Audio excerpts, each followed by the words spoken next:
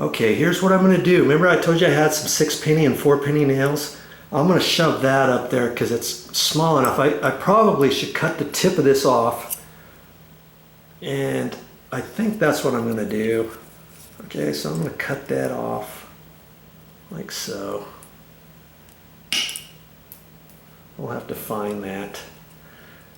See, now I've got just a flat bit, and then I can hold this upside down like that and put it in there and then beat on this and actually hit right here with my hammer so I don't get up there and mark up the door. Okay, that's what I'm going to try to do. Okay, so what I'm going to do is just pop the hinge pins up just enough to then get them out with a screwdriver. The most important part of the project, protect your ears. So I have just some toilet paper. If you have some earplugs, put your earplugs on. But if you don't, these work really good for ears.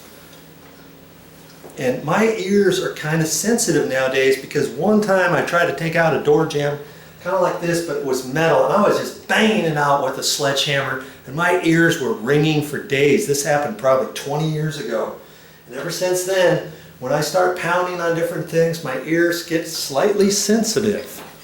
Okay, so I always try to protect those ears. Okay, let's get you situated over here.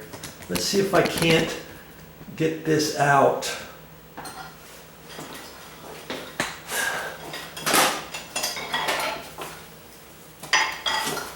Get that pushed up in there like that. Hang on to this.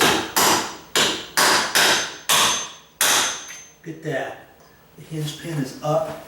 Now I can tap that out with a screwdriver, let's say. Okay.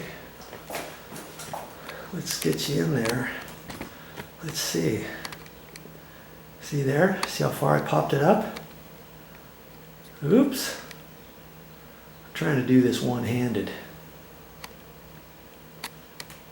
Okay. So now I'm going to do these other two hinges same way.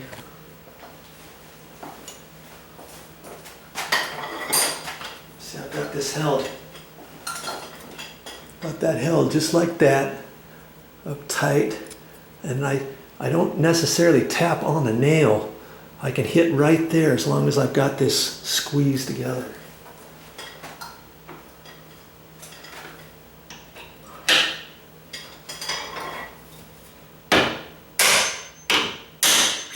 Boom. Good one. That's it. That's all I had to do. A 6-penny nail did the trick. Yes, indeedy. Okay. I'll have to keep that maybe for my next time.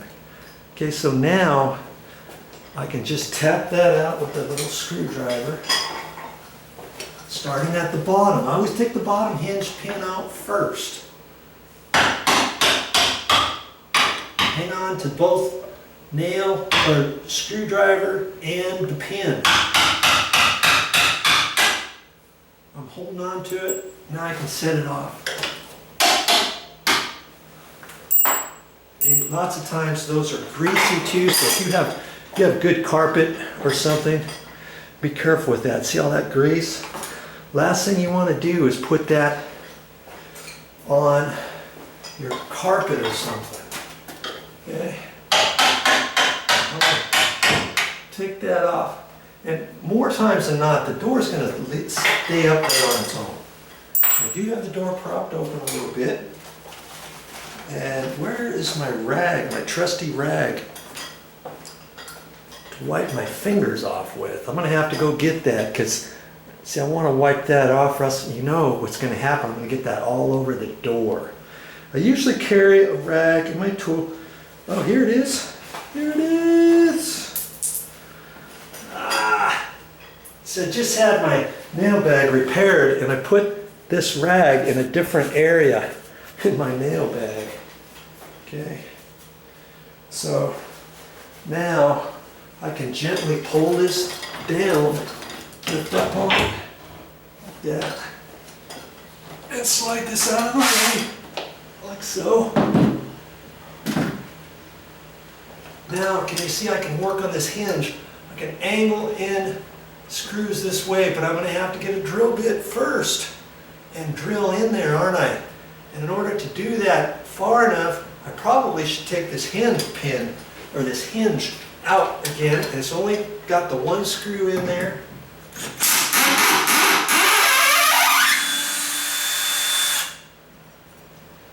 Okay. Now I can work on that. I'll find my drill bits now.